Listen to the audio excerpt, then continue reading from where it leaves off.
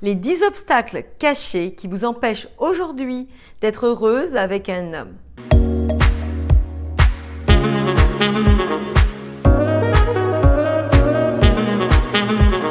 Bonjour mesdames, j'espère que vous allez bien, que vous avez la forme et surtout que vous avez toujours ce désir ardent, puissant, de faire en sorte que votre vie fonctionne, de faire en sorte de tirer votre épingle du jeu avec les hommes, de décoder leur cœur et surtout d'attirer à vous le bon partenaire, cet homme qui vous rendra réellement heureuse. Ici Samantha Porpiglia, votre experte et votre coach en relations amoureuses mais aussi en développement personnel au féminin. Dans cette nouvelle vidéo, nous allons étudier, nous allons voir qu'est-ce qui fait qu'aujourd'hui, vous n'arrivez pas à obtenir une relation amoureuse, saine, stable et durable. Même si aujourd'hui vous pensez avoir tout essayé, même si vous pensez ne plus avoir l'âge, même si vous pensez que cet amour est réservé aux autres, je peux vous garantir, mesdames, qu'il y a toujours des causes à tout ça. Il y a toujours des raisons qui font qu'aujourd'hui, vous n'arrivez pas encore à être véritablement épanoui dans votre relation amoureuse ou alors que vous n'arrivez pas encore tout simplement à attirer le bon gars. Donc, dans cette nouvelle vidéo, nous allons voir 10 raisons cachées qui font qu'aujourd'hui, cette partie de votre vie, cette sphère affective n'est pas comblée, n'est pas véritablement à 100%, que vous sentez qu'il y a de gros manques, que vous sentez que malheureusement, il faut que vous travailliez peut-être plus que les autres pour obtenir ce que vous désirez. Mais en soi, il n'y a pas de mal, le but est le résultat. Le but est d'obtenir ce que vous voulez tout simplement. Chaque femme a un parcours de vie différent. Chaque femme a sa propre histoire. Et ce qui compte, c'est qu'au jour le jour, vous puissiez cheminer positivement vers ce qui vous conviendra réellement. Mesdames, le premier point tragique et que je vois régulièrement, c'est le fait de se sentir coupable. Coupable d'avoir raté ses histoires d'avant. Coupable de ne pas être en couple actuellement. Coupable parce que vous vous sentez trop vieille. Coupable parce que vous ne vous sentez pas désirée. Coupable, je ne sais pas pour quelle raison, mais vous vous sentez coupable. Et ça, c'est inhérent aux femmes. La culpabilité chez les femmes nous colle à la peau. Parce que cette société patriarcale a toujours voulu nous faire endosser une responsabilité dans ce qui se passait. Il n'y a qu'à voir dans l'entendement général. On est coupable quand on réussit trop bien notre carrière et qu'on ne réussit pas notre vie de famille. On est coupable quand on réussit bien notre vie de famille mais pas notre carrière. On est coupable parce qu'on prend trop de loisirs. On est coupable parce qu'on n'est pas assez à la maison, etc., etc., etc. et j'en passe. Cela ne se produit pas chez les hommes. La société ne leur met pas autant de fardeau. Donc, on est comme ça coupable. Mais qu'est-ce qui se passe quand on se sent coupable? On se coupe l'herbe sous le pied. On se coupe la possibilité d'agir, d'être celle que l'on est. Parce qu'on a l'impression qu'on devrait être puni. Du coup, vous vous empêchez en quelque sorte d'être heureuse. Je ne peux pas être heureuse parce que je ne suis pas une bonne fille. Je vais synthétiser. Et du coup, de la même façon, comme on a été éduqué, sois une bonne fille, sois bien, sois validée, il faut absolument que tu rentres dans le moule.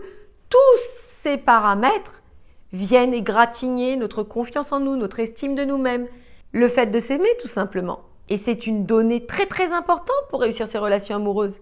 Il faut en soi s'apprécier, s'estimer pour que par réciprocité, l'autre puisse le sentir. Si vous avez beaucoup de culpabilité en vous, vous faites sentir à l'autre que vous n'êtes pas valable, pas capable, pas louable, pas bonne. Et en soi, cela se ressent. Et dans votre relation, cela vous empêche véritablement de capter un homme sur le long terme, de faire perdurer une relation. Et c'est véritablement dommageable qu'actuellement, là, je vous amène à vous poser cette question. Est-ce que vous vous sentez coupable de quelque chose? Laissez-moi savoir dans les commentaires justement si c'est quelque chose qui vous parle et si vous avez la sensation de vous sentir coupable. Coupable à votre âge de ne pas être en couple, coupable d'avoir raté des occasions d'être heureuse avec un homme, coupable d'avoir manqué vos histoires passées. Je vous le rappelle, ce qui est passé, appartient au passé, vous ne pouvez plus rien y faire. Mais la seule chose que vous puissiez faire, c'est d'agir maintenant, d'agir sur votre présent, d'être mieux équipé, d'y aller directement et de ne plus perdre de temps. Ce qui m'amène à notre deuxième point, c'est le fait de ne pas avoir droit au bonheur. Cela pourrait être le prolongement du premier. Je pense que je ne suis pas assez méritante. Je pense que, par exemple, toutes les femmes dans ma famille, ma mère, mes sœurs, mes amis, mes cousines, n'étaient pas heureuses en couple, n'étaient pas heureuses avec des hommes. Personne n'a été au fond heureuse avec un homme. Je vois mes amis non plus ne pas réussir, je vois tous ces couples séparés, je vois tous ces célibataires. J'en fais une vérité, une croyance que ce n'est pas pour moi. Je ne l'ai pas validé, je ne l'ai pas diagnostiqué, mais c'est dans mon fort intérieur. Du coup, je vais, encore une fois, m'auto-saboter quand je rencontrerai un homme qui pourrait être digne, qui pourrait être bien, qui pourrait être un homme avec qui je pourrais construire une histoire. Parce que je me dis que ce n'est pas possible. C'est ce que j'ai établi en moi, au fond de moi. Et si on ne travaille pas sur ça, si on n'essaye pas de déloger tout ça, eh bien vous allez reproduire encore et encore ces mêmes schémas qui vous rendent malheureuse, mais malheureusement, qui sont vos schémas.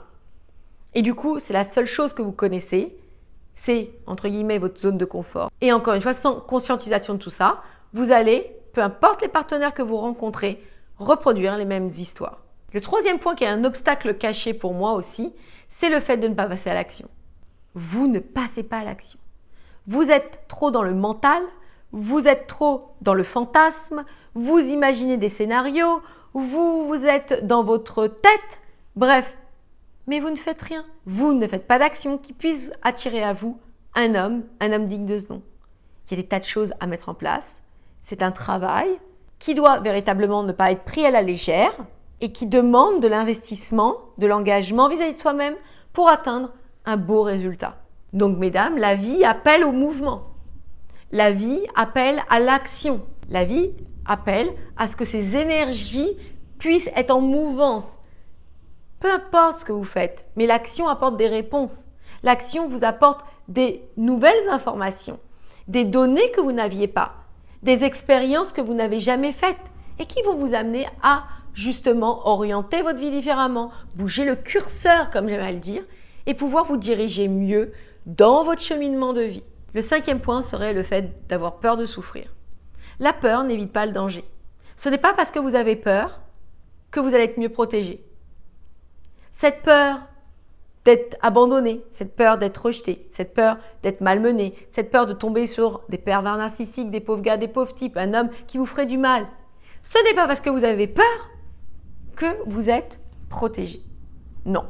Pour se protéger, pour passer à l'action, pour être plus libre dans ses relations, il faut avoir de nouvelles connaissances en nous, de nouvelles données, de nouvelles conceptions, nouveaux paradigmes qui nous permettront justement de laisser émerger une nouvelle version de nous-mêmes et donner de nouveaux résultats dans notre vie. Le sixième point, c'est que sans m'en rendre compte, je ne fais que métro, boulot, dodo.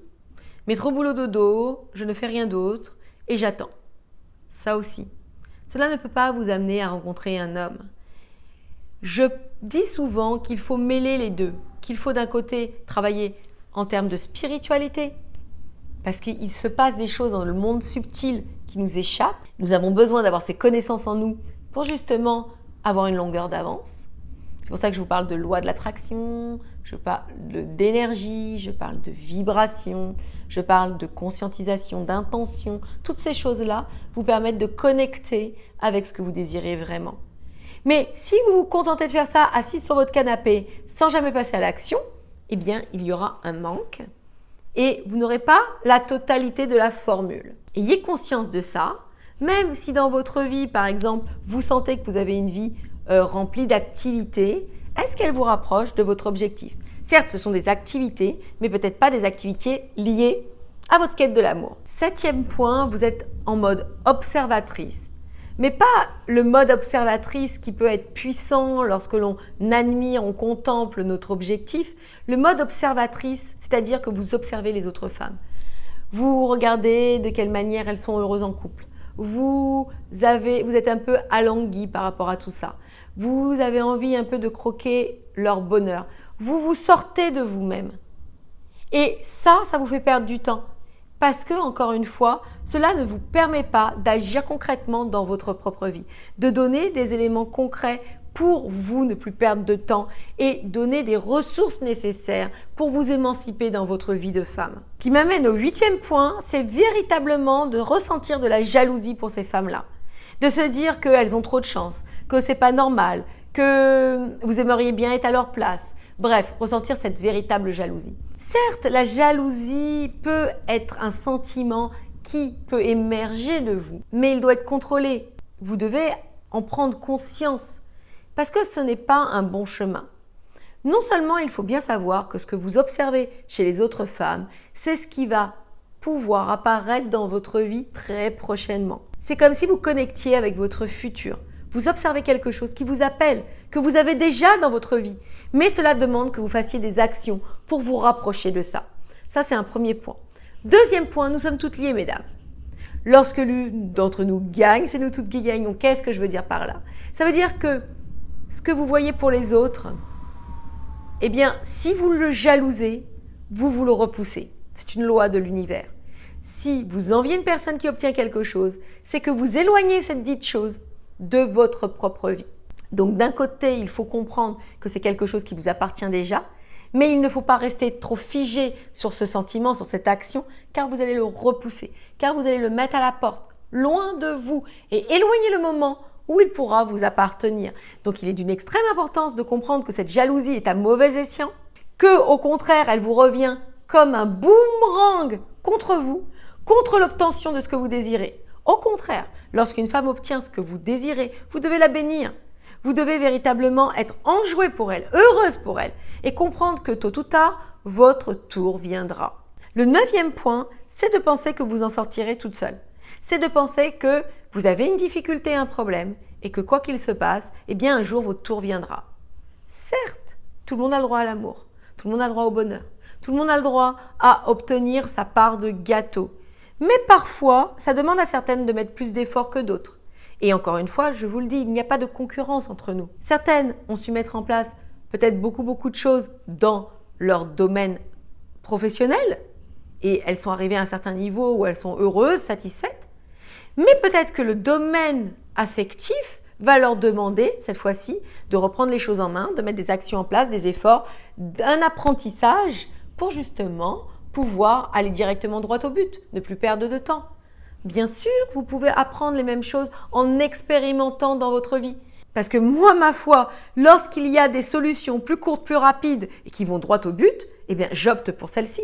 Je n'ai pas envie de perdre du temps, je n'ai pas envie de souffrir inutilement, je n'ai pas envie de me malmener, d'errer, de vraiment être dans le brouillard. Non, j'ai envie de gagner du temps et de passer à l'étape supérieure. Donc, mesdames, je vous conseille vivement de mettre l'ego de côté, de mettre en fait vos réticences de côté et de comprendre que l'important est le résultat.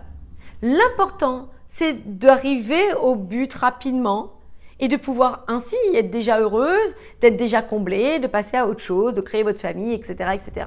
Et de ne plus perdre de temps, de ne plus rester dans ce niveau-là qui vous essouffle, érode votre confiance en vous, vous fait vous désespérer pour rien et surtout penser que ce n'est pas possible pour vous. C'est la pire des choses.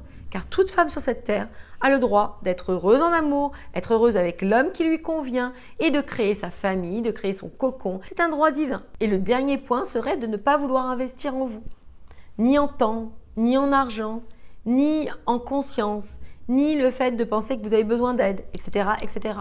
Encore une fois, l'aide n'est pas un problème, c'est le fait de rester dans la même situation qui est un véritable problème. Donc voilà mesdames, cette vidéo est terminée, j'espère qu'elle vous aura impacté, j'espère qu'elle vous aura plu, j'espère qu'elle vous aura permis de comprendre certains détails qui ont toute leur importance et qui font que l'heure d'aujourd'hui, ça bloque pour vous.